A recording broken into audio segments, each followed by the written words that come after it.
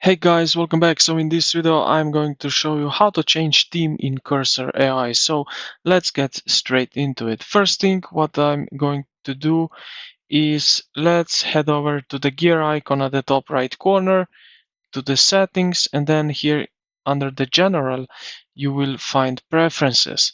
And here you will see editor settings. So click on open that. Now, what we are going to do here is we will type here in this search setting theme, just like that.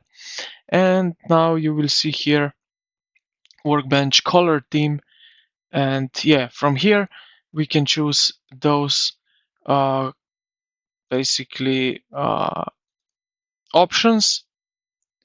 So we have here a lot of to choose from. So yeah, um, now what we can do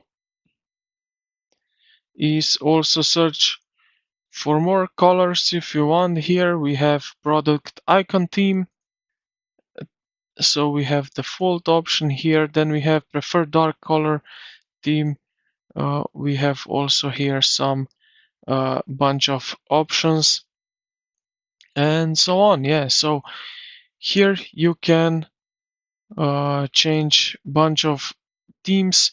So yeah, I hope this video helped you out.